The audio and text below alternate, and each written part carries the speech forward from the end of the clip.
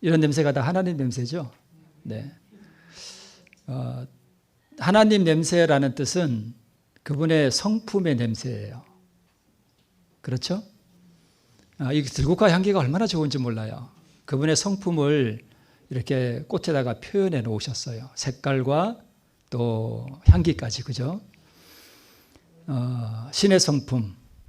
참 너무 담고 싶죠? 근데 부족한 우리의 모습을 많이 보게 됩니다. 자, 오늘 말씀에 집사님 꽃 감사합니다. 네. 네. 오늘 말씀의 제목은 돌을 옮겨 놓으라 하는 제목이고요. 어디서 나온 제목인지는 우리 본문에서 보셔서 아시리라고 생각이 됩니다. 자, 이 그림 참 친숙한 그림이죠. 예수께서 나사로를 부활시키는 장면입니다. 자, 여러분, 나사로가 부활했죠. 예수님께서 살리셨습니다. 그럼 나사로의 부활이 우리에게 뭘 의미할까요? 우리가 장례식 때 많이 인용하죠. 나는 부활이요 생명이니 하는 그 말씀. 그래서 우리가 나사로의 부활 사건을 들어서 마지막 때 의인들이 부활하는 사건에 우리가 많이 적용을 합니다. 그것이 적용이 잘못된 건 아니죠. 옳은 적용입니다. 재림 때 의인의 부활로 우리가 많이 이렇게 인용을 하는데요. 그러나 더 나아가서 우리 나사로의 부활이 우리에게 가르쳐 주는 것은 한 영혼이 의를 받는 길을 가르쳐 줍니다. 나사로의 부활이 뭘 받는 걸요? 네, 의를 받는 걸 가르쳐 줘요. 자, 그러면 이것을 우리가 더 이해하기 전에 우리가 인간의 본질을 이해함이라고 하는 교과 제목이었죠, 오늘. 그렇죠. 근데 우리가 질문을 좀 한번 하고 넘어갈게요. 아담이 언제 죽었습니까? 선악과 먹었을 때. 그러고 나서 몇 년 더 살았어요? 930년을 더 살았죠. 930년 살고 나서 죽었습니다. 근데 아담이 선악과를 먹었을 때 죽었을까요? 아니면 930년 후에 죽었을까요? 네, 뭐 다 맞는 말씀이긴 하지만 정확한 의미로 아담이 언제 죽었는가 하면 선악과를 먹는 순간에 죽었습니다. 그때 이미 죽은 거예요. 우리 선풍기가 막 돌아가다가 전기를 탁 빼면 그 순간 딱 멈춰버리나요? 한참 돌죠. 전기는 빠졌는데 930년 동안 그냥 헛돈 거예요. 그게 930년 산 겁니다. 이제 진짜 죽은 건 언제예요? 선악과 먹었을 때, 즉 계명을 범했을 때 그는 죽었습니다. 그러면 선악과를 먹지 말라는 그 계명을 범했을 때 아담이 뭘 잃어버렸죠? 입고 있던 의의 옷을 잃어버렸죠. 그 먹는 순간에 옷이 벗겨졌어요. 그렇죠? 자, 그러면 아담이 선악과를 먹는 순간에 의의 옷을 잃어버렸는데 그 옷이 무슨 옷이라고요? 의의 옷을 잃어버렸습니다. 즉 의를 잃어버린 거예요. 그죠?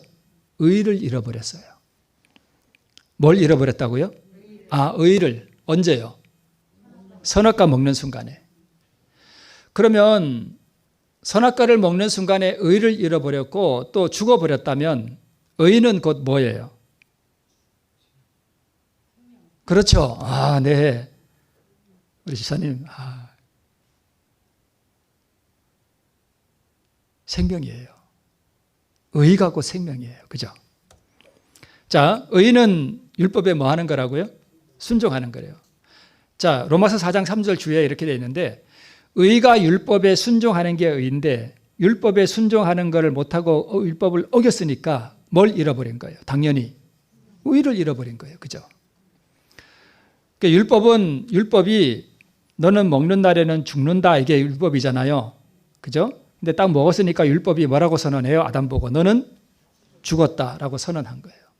그러면 아담이 다시 살려면 그 율법 앞에 뭐 가지고 가면 돼요? 그렇죠. 의 가지고 가면 돼요. 의를 가지고 가면 돼요. 자, 이렇게 또 산상보훈에 이렇게 기록되어 있습니다. 의는 거룩하고 하나님과 같이 되는 것이다. 여러분, 어떻게 우리가 하나님과 같이 됩니까? 우리가 노력해서 하나님 같이 되라 그러면 우리는 완전히 절망하고 말 거예요. 그죠? 그런데 의는 내가 노력해서 버는 거예요? 만드는 거예요? 그냥 얻는 거예요. 그냥 얻는 거예요. 우리 절망할 필요 없어요. 자, 녹색 글씨. 의는 하나님의 율법과 뭐 되는 거래요? 일치되는 거래요. 의는 곧 뭐고요? 사랑이고, 사랑은 하나님의 빛과 생명이다. 그러니까 의는 빛과 생명이에요. 그죠? 의는 빛과 생명인데 빨간 글씨만 읽으면 의는 생명이다. 제가 거짓말한 거 아니죠? 네, 산상부원에 보니까 의는 곧 뭐고요? 사랑이고, 사랑은 하나님의 빛과 뭐래요? 생명이에요. 그러니까 선악과를 먹는 순간에 의의 옷을 잃어버렸다는 뜻은 그가 생명을 뭐 했다는 얘기예요? 잃어버렸다는 뜻입니다. 그러니까 선악과 먹는 순간에 죽은 거예요. 그래서 오늘 교과 인간의 본질을 이해하면서 우리가 정말 좀 깊이 생각할 것은 우리는 이미 다 죽었다는 거예요. 거기서부터 다시 출발하지 않으면 자꾸 우리가 오해하게 돼요. 자, 의가 곧 생명이고 아담이 선악과를 먹는 순간 의의 옷을 잃어버렸다면 아담은 선악과를 먹는 순간 뭐 한 거예요? 죽은 거예요.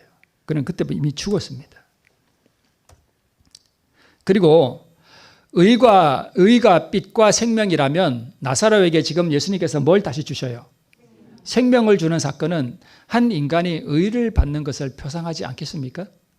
그렇죠. 그래서 한 사람을 다시 살리는 것은 그에게 곧 뭘 주는 것과 같으냐 하면 의를 주는 것을 표상한다고 우리가 볼 수 있어요. 그렇죠. 뭐 뒤에도 나오겠습니다만은 의는 곧 사랑이고 이렇게 돼 있죠. 아담이 처음에 선악과를 먹은 이유는 하와를 너무 뭐 했기 때문에, 사랑했기 때문에 하와 없이 이제 나는 못 살아. 그래서 하와 없이 사느니 하와와 같이 뭐 하자? 죽자. 그래서 먹은 거예요. 아담은. 유혹을 받아서 먹은 게 아니고, 그죠? 자, 딱 먹고 나니까 하나님께서 너 왜 그랬어? 이러니까 그 다음에 누구 핑계대요? 저 여자 때문에 제가 먹었습니다. 대반의 변해요. 뭘 잃어버린 거예요? 의를 잃어버려서 그래요. 사랑을 잃어버린 거예요.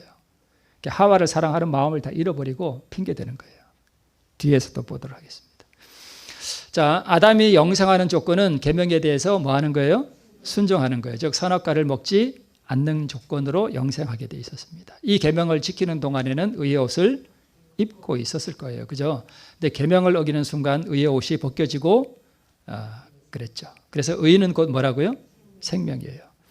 그러므로 아담이 선악과를 먹는 순간 아담은 죽은 거고요. 이것을 뭐라고 그래요? 타락이라 그래요. 그래서 타락 이코르 뭐예요? 죽음이에요. 타락은 죄 짓고 나서 뭐 이렇게 사는 게 아니라 타락은 곧 죽음을 의미해요. 그러면 구원은 뭘 얻는 걸 구원이라고 할까요? 생명 얻는 것을 구원이라고 합니다. 그리고 이제 나사로를 살리는 이 사건이 뭘 의미하겠는가? 의를 주고받는 것. 예수님은 나사로에게 의를 주고 타락으로부터의 구원을 상징한다고 볼 수 있어요. 그 사건이. 나사로는 사실은 이미 그는 의인이었던 것으로 보여요. 그래서 나사로가 무슨 또 다른 의를 받았다기보다는 나사로가 부활하는 사건을 영적으로 보면 그렇다는 거예요. 이해하시겠죠? 네. 그래서 죽은 인간이 생명의 시여자로부터 생명과 의를 받는 사건을 바로 나사로의 부활이 우리에게 보여준다고 볼 수 있습니다. 자, 나사로가 부활하는 사건을 요한복음 11장에게 길게 설명하고 있는데 나사로의 가정에서 예수님이 안식처로 삼았죠. 그죠? 그 분노한 바리새인들을 피해서 그 베다니의 나사로의 가정에서 예수님은 자주 평안과 쉼을 얻곤 하셨습니다. 그런데 나사로가 뭐 들었대요? 병들었대요. 예수님께 나사로가 병들었다는 것을 알렸죠. 그런데 예수님이 뭐 하셨어요? 지체하셨죠. 지체하는 동안 나사로가 죽었고 장례까지 다 치루었습니다. 벌써 4일이 지났습니다. 예수님께서 오셨죠? 마리아와 마르다를 위로하시죠. 그리고 나사로를 살리시죠. 이 모든 과정 속에 네모 박스 중에 제일 중요한 부분이 뭘까요? 당연히 마지막이겠죠. 나사로 살리지 않으면 이 모든 게 뭔 필요가 있어요. 그죠? 나사로를 살리는 게 가장 중요한 포인트입니다. 그러면 나사로를 살리시는 것이 믿음으로 얻는 구원을 상징하는 사건이라면 이 과정에서 인간의 역할이 도대체 뭘까요? 분명히 인간의 역할이 있어요.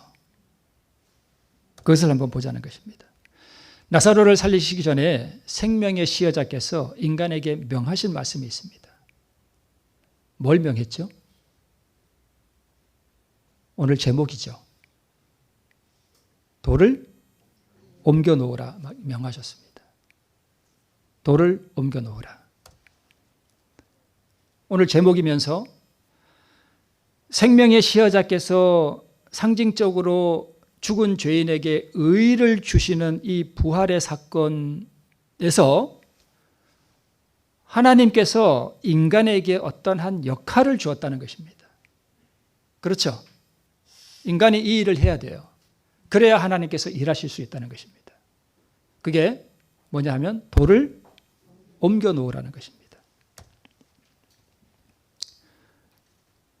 우리는 한국은 이렇게 봉분을 하죠. 봉분. 근데 유대 나라는 이렇게 굴 같은 데 이렇게 파고 이렇게 안에다가 시신을 넣어서 이렇게 돌을 이렇게 굴려놔서 막아놔요. 입구를. 이것이 유대의 무덤입니다. 그러니까 이 돌은 무슨 돌인가 하면 무덤의 입구를 막아놓는 무덤의 문이에요. 그렇죠? 그러니까 예수님께서 사람들에게 명하신 말씀은 무덤을 막고 있는 그 문을 뭐하라? 열어놔라 이것입니다. 내가 문을 뭐하노니? 두드리노니 문을 뭐하면? 열면 내가 그에게로 들어가서 그는 나로 더불어 먹고 나는 그로 더불어 먹으리라. 문을 열어라는 것입니다.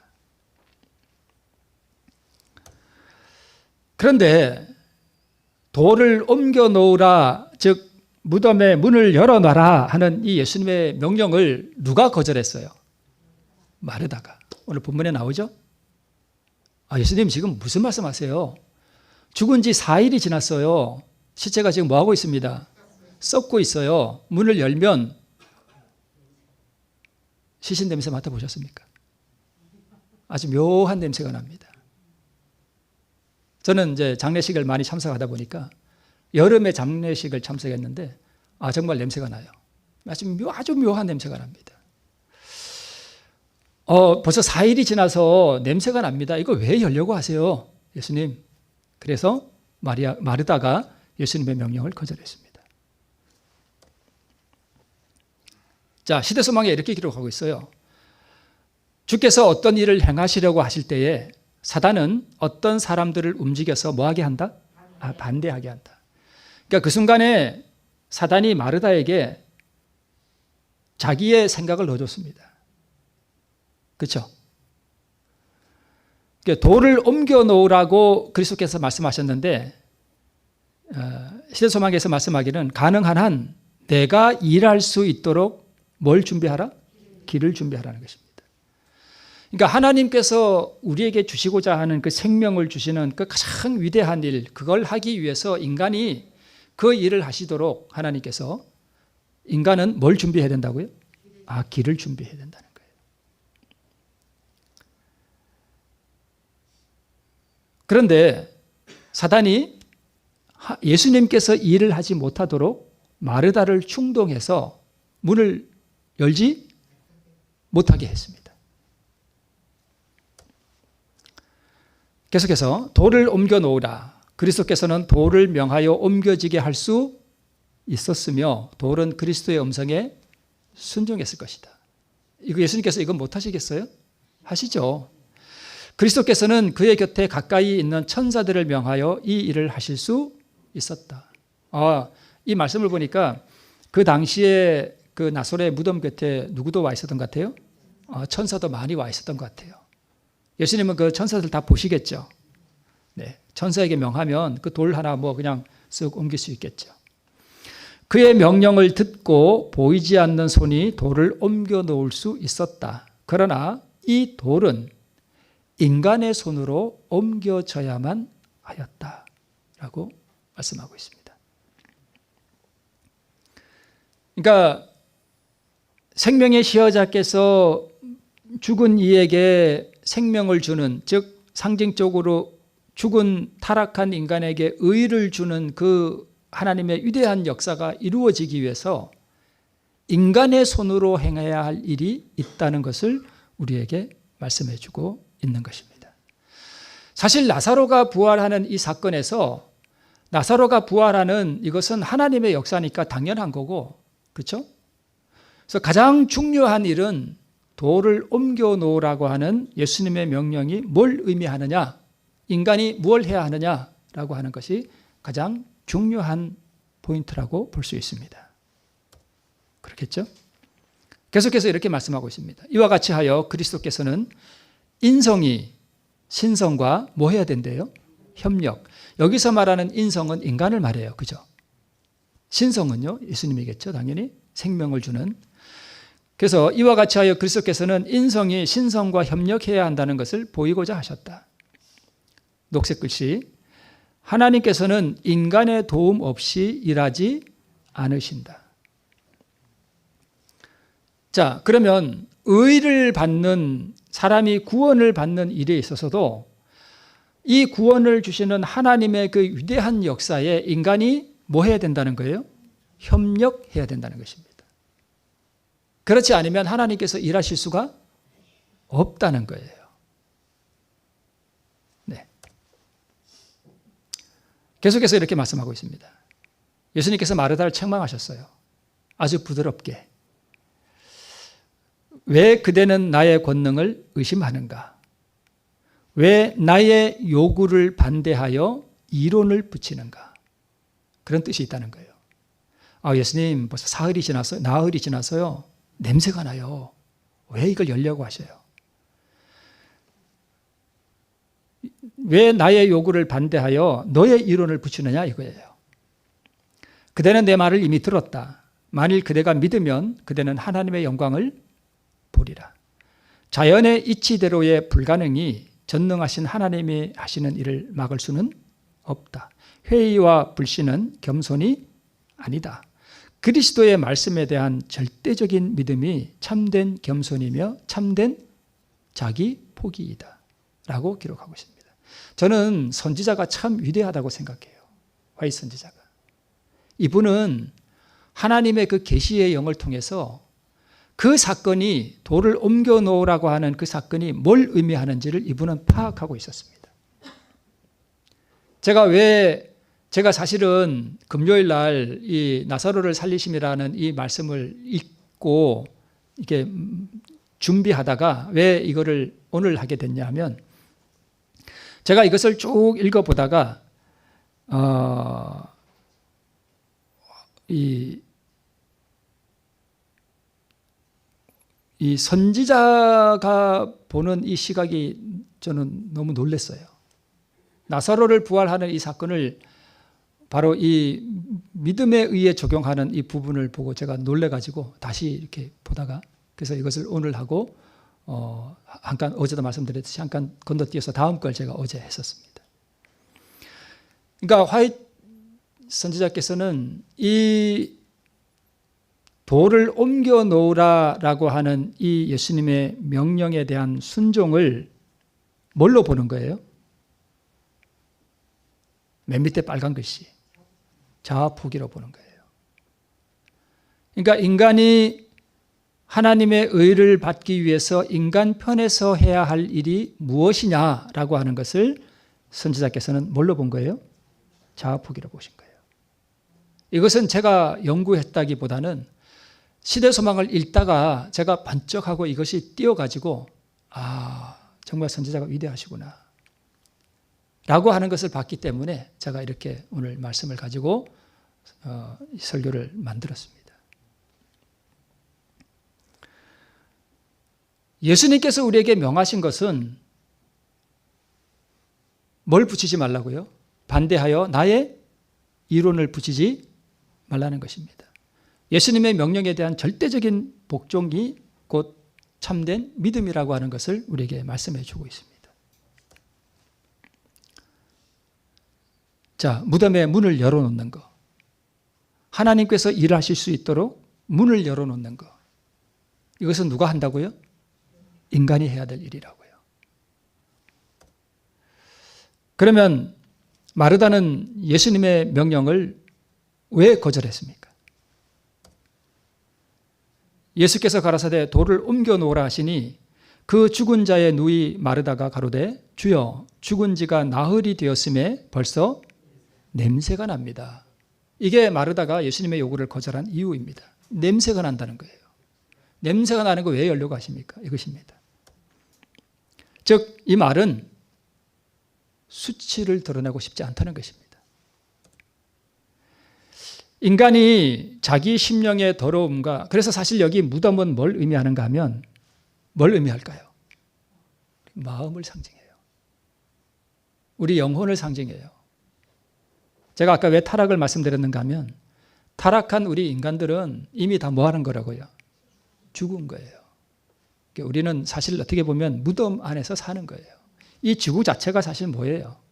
무덤이에요. 그래서 나사로의 무덤이 의미하는 게 곧 우리 영혼의 심령이라고요. 이 심령 속을 향해서 죽어있는 우리에게 나사로야 나오라라고 하는 명령을 우리 안에 바라실 때, 말씀이 우리 안에 무덤 안에 들어올 때 우리가 뭐 한다는 거예요?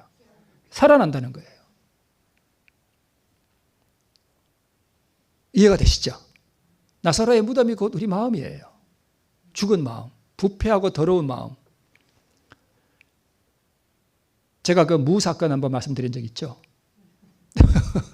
매일 앞에서 설교하는 저도 갑자기 이기심이 탁 들어오더니 집사님 또 이런 얘기 죄송한데 좋은 거 내가 먹으려고 딱 놔두고 나쁜 걸 주더라니까요. 딱 돌아서서 제가 그렇게 부끄러웠습니다. 부패한 인간의 이 타락한 마음에서는 끊임없이 이런 것들이 나온단 말입니다. 늘 죽이고 죽여도 나와요. 그래서 인간이 자신의 심령의 더러움과 영혼의 부패되었음을 뭐 하고요? 인정하고 하나님 앞에서 그것을 자복하고 정결케 하시는 그리스도의 권세 앞에서 그것을 깨뜨리는 경험이에요. 내 마음에 제가 사실 이런 얘기하는 것 자체도 지금 뭘 여는 거예요? 문을 열어놓는 거예요. 저의 부끄러움이 드러나잖아요. 제 안에서 썩어가는 냄새가 나잖아요. 그죠? 제가 그걸 표현하잖아요. 그런가요? 네, 맞아요. 이것이 하나님께서 일하실 수 있도록 준비하는 것입니다. 인간 편에서. 자, 여러분, 루스벨이요. 타락하고 난 다음에 루스벨이 타락하고 났을 때, 그러니까 마음에 악한 어떤 것이 설명할 수 없지만 들어왔을 때 예수님께서 얼마나 기간이 오랜지는 모르지만 참 내가 용서해 주겠다는 그런 것을 끊임없이 말씀하셨던 것 같아요. 루스벨한테. 그러니까 루스벨이 자기가 잘못되었다는 것을 깨달았습니다. 그가 하나님의 주권에 완전히 복종하든지 공공연히 반역하든지 최종적인 결정을 내릴 시간이 이르렀을 때에 거의 하나님께로 돌아오려는 결정을 하고 싶었어요. 막 하려고 그랬는데 뭐가 허락하지 않았어요? 자존심이. 그래도 내가 하나님 다음에 이 온 우주에서 가장 권세 있고 높은 지위에 있었는데 내가 잘못되었고 내가 부당하고 하다는 사실에 대해서 그것을 인정하는 것이 뭐가 상했다고요? 자존심이 상했어요. 다시 그 권위에 복종해서 내가 잘못됐습니다. 저를 용서해 주십시오. 라고 하기에는 자존심이 그것을 허락지 않았습니다. 그래서 그는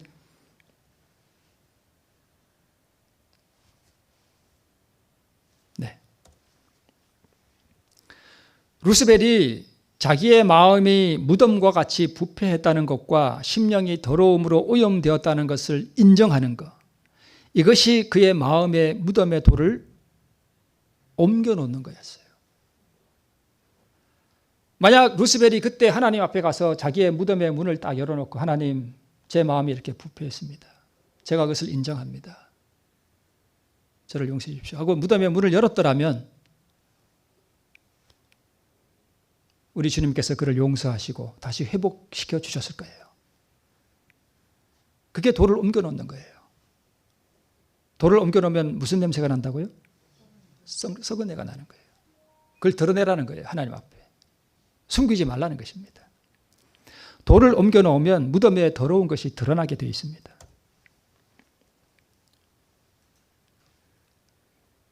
참 어떻게 보면 아름다워 보이죠. 그죠? 아름답게 잘 꾸며놨죠. 돌도 아주 정말 좋은 돌로 좀 괜찮게 사는 사람의 무덤 같습니다. 사람들의 무덤 같습니다. 그죠? 겉으로는 돌도 이쁘고 색깔도 아름답고 좋아 보이는데 저 뚜껑을 딱 열면 뭐가 보일까요? 썩어가는 더러운 것들이 저 안에 들어있다는 것입니다. 저렇게 무덤을 만들어 놓고 다 뭘 칠해놨어요? 회를 칠해놨습니다. 겉으로는 하얗고 아름다워 보이는데 뚜껑을 열어보면 안에 각종 더러운 것이 가득하다는 것입니다. 그래서 화 있을진저 외식하는 서기관들과 바리새인들이여 회칠한 무덤 같으니 겉으로는 뭐하게 보이나 아름답게 보이나 그 안에는 죽은 사람의 뼈와 모든 더러운 것이 가득하도다.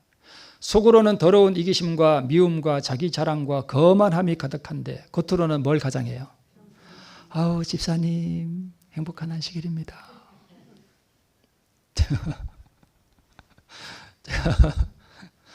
그러면서 집에 가서는 따다다다닥 끓이고, 그죠? 자기를 꾸며 사람과 하나님 앞에서 좋게 보이려고 하는 거 다 뭐 하는 거예요? 외식하는 거예요. 외식. 외식이 밖에서 밥 먹는 게 아니라 겉으로 뭐 한다는 얘기예요?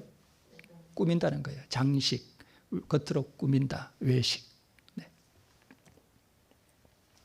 마태복음 23장에는 7가지 화가 있습니다. 화 있을진저 외식하는 서기관과 바리새인들이요. 7번 나옵니다. 똑같은 말이. 겉으로 꾸미는 거예요. 안에는 미움이 가득하고 속으로는 이러는데 겉으로는 만면에 미소를 띠고 무덤을 막은 돌, 그것은 의를 가장한 모든 더러운 마음을 덮은 가면을 의미합니다. 여러분, 우리가 하나님 앞에 나갈 때 가면을 쓸 이유가 있을까요? 없습니다. 여러분, 하나님 앞에 나가 기도할 때요, 좋은 말, 아름다운 말로 포장하려고 하지 마세요.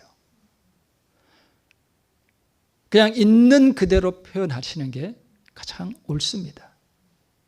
그리고 내 마음이 예를 들어서 남편이 미워 죽겠어. 그러면 뭐 하나님 앞에서 아닌 척 할 필요가, 하나님 저 솔직히 남편이 미워 죽겠습니다 라고 솔직해지는 거예요. 가면을 벗어야 돼요. 자신의 더러운 가면을 하나님 앞에서 걷어치우셔야 됩니다.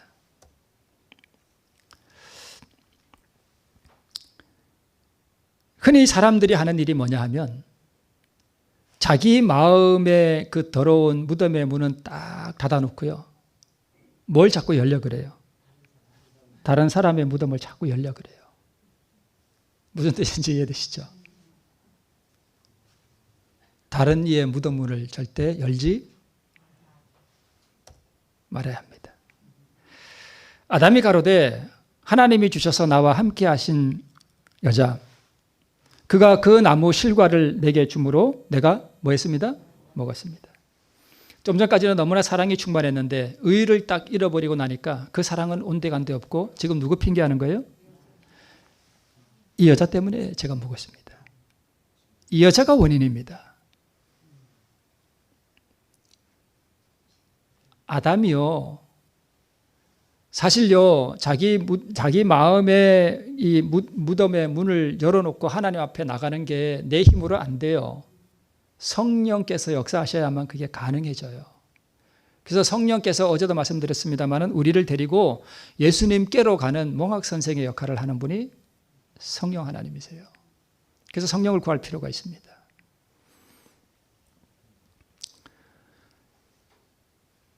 자, 여러분 보세요. 이러는 동안 하나님께서 아담에게 역사할 수 있을까요? 만약 우리가 이런 정신으로 산다면 없습니다. 하나님께서 언제 우리를 위하여 일하실 수 있는가 하면 다른 이의 무덤의 문은 닫아두고요.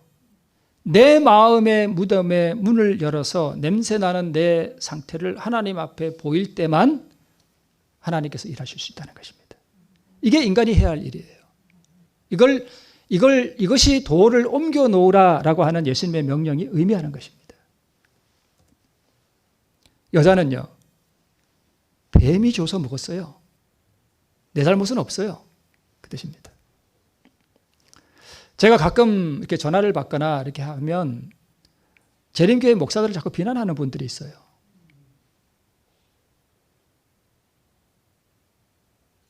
제가 갑자기 그런 거 못하게 합니다. 재림교회 목사가 문제가 아니고 누가 문제예요? 내가 문제예요. 내가. 모든 원인은 내가 문제예요. 재림교회 목사들을 비난하는 동안 하나님이 나에게 의로 역사할 수 있을까요? 없어요.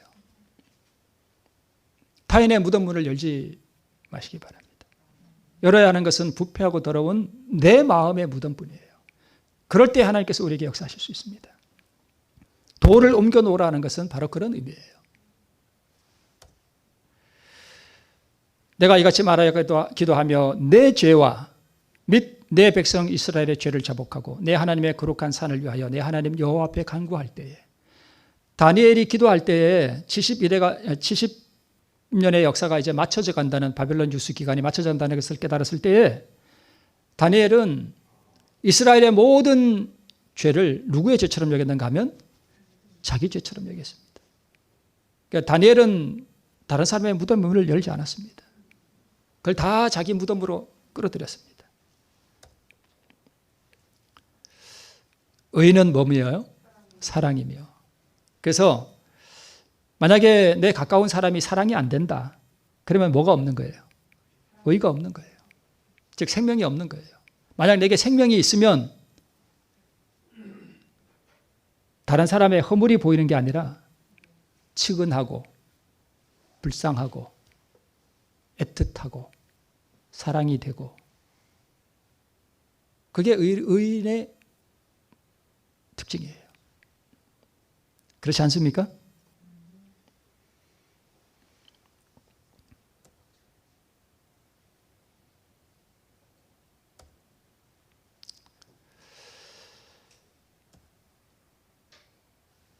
이 그림은 느헤미야 아시죠? 느헤미야가 예루살렘 성벽이 불탔다는 얘기를 듣고 성문을 이제 그 왕에게 만미를 얻어서 예루살렘으로 와서, 페르시아의 술 맡은 관원장이었죠. 와서 성문을 둘러보는 느헤미야입니다. 이거는 2007년 발굴된 느헤미야 시대의 성벽이 발굴됐는데, 아마 느헤미야가 42개조로 이렇게 조를 나누어 가지고 막 이렇게 성벽 쌓은 이야기 느헤미야서에 나오잖아요. 그때 쌓은 성벽인 것 같아요. 지금 우리가 역사를 뛰어넘어서 이것을 지금 보고 있습니다. 그런데 여러분, 이게 이제 다윗성이 이렇게 있는데, 느헤미야가 이제 말미를 얻어가지고 예루살렘으로 와서 성이 어떻게 지금 황폐됐는지를 보기 위해서 느헤미야 2장 13절로 15절에 보면 그 밤에 골짜기 문으로 나가서 이렇게 되어 있습니다. 저기 골짜기 문이 보이나요? 왼쪽에?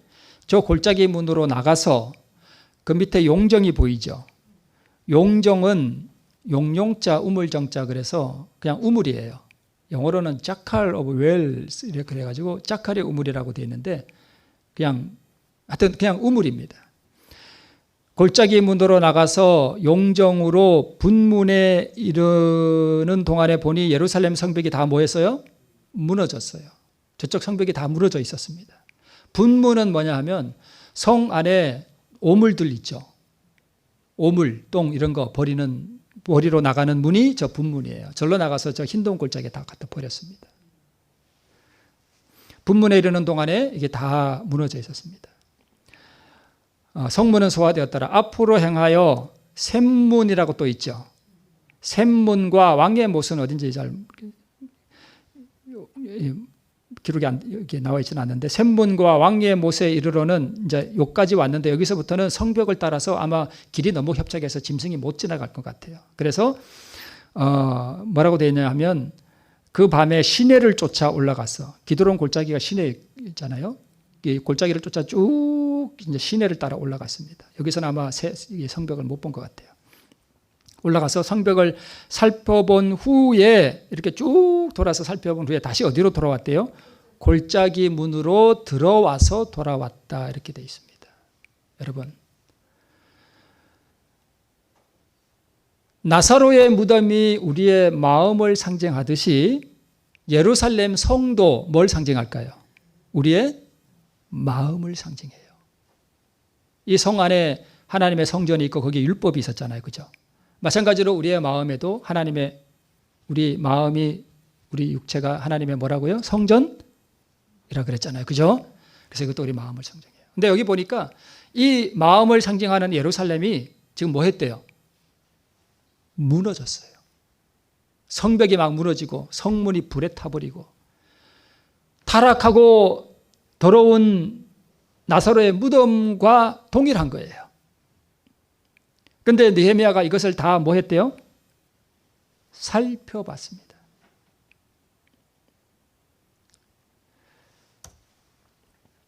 무너진 예루살렘 성은 우리의 마음을 상징하고 무너진 데를 수보하는 것은 타락하고 부패한 인간의 마음에 하나님의 형상을 재건하는 사업을 의미해요. 그렇죠? 느헤미야는 성의 상태를 면밀하게 살폈습니다. 하나님의 말씀으로 여러분 우리가 우리의 마음을 깊이 살필 필요가 있어요. 살피고 우리의 마음의 더러움과 우리의 부패한 것을 하나님 앞에 그대로 가지고 갈 필요가 있습니다. 그리고 느헤미야는 이렇게 또 말씀하고 있습니다. 느헤미야는 이스라엘이 범죄하였다고 고백했을 뿐 아니라 통회하는 마음으로 그와 그의 아버지 집도 범죄하였다고 시인하였다. 누구를 빼놓지 않았어요? 자기 자신을 빼놓지 않았습니다. 밑에 녹색 글씨, 하나님께 욕을 돌린 무리들 중에 자신을 뭐 했대요? 포함시켰어요. 이래야만 하나님께서 우리에게 역사하실 수 있습니다. 만약에 느헤미야가 자기만 빼놓고 했더라면 하나님께서 그 기도를 응답하셨을까요? 아마 안 하셨을 거예요. 못 하셨을 거예요. 느헤미야는 하나님 앞에 자기 무덤의 문을 뭐 한 거예요? 열어놓은 거예요. 나사로의 무덤 문을 옮겼을 때 무덤 안에 더러움이 드러났듯이 느헤미야가 성을 돌아보아 살필 때에 무너져가는 성의 모습을 보았듯이 사람이 자기 마음의 가면을 벗어버릴 때에 자기 심령의 더러움과 수치가 하나님 앞에 드러납니다. 그때에 우리는 비통함을 느끼게 되고 회개로 나가게 되는 거예요. 이것이 돌을 옮겨 놓으라라는 말씀의 영적 의미들입니다. 자, 이 그림은 무슨 그림 같아요?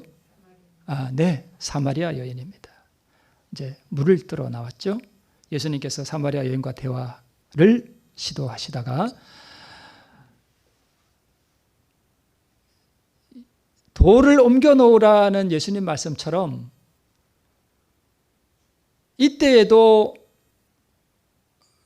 물론 물 좀 달라 이렇게 말씀도 하셨지만 이 여자에게 예수님께서 하신 말씀이 하나 있어요. 누구를 데려와라? 네, 남편 데려오라 그랬습니다. 왜 남편 데려오라 그랬을까요? 사실요, 예수님이 이 여자에게 구원을 주기 위해서 이 여자의 부패한 마음의 그 깊은 곳에 감추어둔 더러운 것을 지금 뭐 하려고 그런 거예요? 꺼내놓으시려고 그런 거예요. 즉 예수님은 지금 이 여자의 뭘 열려고 그러시는 거예요? 마음의 그 돌을 옮겨 놓으시려고 그러시는 거예요. 이 돌을 옮겨 놓도록 지금 이 여자에게 뭐 하는 거예요? 네. 가서 남편을 데려오라. 이 여자가 가장 숨기고 싶은 수치스러운 일이 뭐예요? 그의 실패한 결혼 생활이에요. 그렇죠? 그걸 지금 예수님이 꺼내놓으시는 거예요. 남편을 데려오라. 이게 여자는 나의 과거를 드러내지 마세요. 사마리아 여인은 마르다와 같이 냄새나는 마음의 문을 열고 싶지 않았습니다. 예수님, 노타치. 이것만은 노타치. 그랬습니다. 내가 남편 5이 있어서나 지금 있는 자는 내 남편이 아니니 내 말이 참되도다 라고 예수님께서 말씀하셨습니다. 그 여자가 영원히 숨겨두기를 바라던 사실을 눈앞에 전개시키고 있었다. 여러분, 사람이 죽으면 무덤 안에 이렇게 넣어놓고 자주 꺼내보나요? 저 동남아에 가니까 그런 데가 진짜 있더라고요. 가끔 이렇게 꺼내가지고 옷도 새로 이렇게 입혀주고 뭐 그런 거 있어요. 근데 대부분 그렇게 안 하잖아요. 영원히 숨겨두잖아요. 그죠? 근데 이 여자가 정말 그 무덤같이 이렇게 숨겨두고 싶은, 무덤까지 가지고 가고 싶었던 그 사실을 예수님께서 지금 눈앞에 뭐 시키고 있는 거예요? 전개시키고 있는 거예요. 생애의 비밀. 그죠? 그걸 예수님께서 지금. 근데 여러분, 죄인들은요, 남의 비밀을 폭로하고 남의 비밀을 알고 있으면 그걸 비웃죠. 다른 사람에게 또 뭐 또 해요? 누설도 해요. 그런데 이 여자가 뭘 느꼈냐면 예수님은 나를 어떻게 여기고? 불쌍히 여기고 사랑해주는 친구라고 하는 것을 느꼈습니다. 그러니까 예수님의 그 성품이 이 여자에게 그대로 느껴졌어요. 썩어 냄새나는 무덤의 문을 열어도 주께서는 그 비밀을 감싸 안으시고 나를 어떻게 여기시고요? 불쌍히 여기시고 사랑해 줄 수 있는 신성의 성품을 가지신 분이에요. 내 비밀을요, 여러분, 사람에게는 이렇게 말하면 이 사람이 혹시 다른 데 가서 내 비밀을 이야기하고 막 그럴 것 같잖아요. 그죠? 또 그게 인간이고, 그죠? 근데 우리 주님께서는요, 우리 비밀을 절대 밖으로 누설하는 분이 아니세요. 내가 내 마음의 깊은 곳에 숨겨둔 그 냄새나는 썩어가는 시체와 같은 내 마음의 비밀들을 가지고 예수님 앞에 가서 그분에게 털어놓으면 그분만큼은 그 모든 것을 다 이해하시고 감싸 안으시고 치유해 주실 것 같아요. 그죠? 그게 예수님의 성품이세요. 가끔 예수님의 그 사진 이렇게 보고 있으면 그분 앞에 내 모든 비밀을 가지고 그분 앞에 다 털어놓아도 그분은 나를 감싸 주실 것 같은 그런 거 있죠. 신의 성품. 참 너무 아름답습니다. 지금도 이렇게 국화향기가 계속 나는데 이게 예수님의 성품의 한 표현이에요. 그죠? 이 아름다운 국화향기. 그분 앞에서는 우리의 무덤의 문을 열어놓아도 괜찮습니다. 그분 앞에 나가서 좀 냄새가 나더라도 좀 열어보고 싶지 않으세요? 그분께 모든 삶의 비밀들을 가지고 여러분 나가면 참 좋겠습니다. 마음에 회칠할 필요 없습니다. 의식할 필요 없습니다. 하나님은 만홀히 여김을 당하지 않으십니다. 하나님 앞에 진솔하게 마음을 터놓고 하나님 앞에 마음을 꾸밀 필요가 없습니다. 더러운 그대로 우리가 나갈 필요가 있습니다. 그분은 나의 비밀을 누설하거나 책망하지 않으시고 의로 나를 감싸 주실 수 있는 신의 성품을 가지신 분입니다. 그분 앞에서 오늘 돌을 옮겨 놓으시고 그분 앞에 나가서 내 모든 비밀들을 다 드러내 놓아도 그분은 나를 감싸 주십니다. 오늘 그 앞에 나가서 새롭게 의를 받는 우리 모두가 되기를 바라면서 말씀을 마치겠습니다.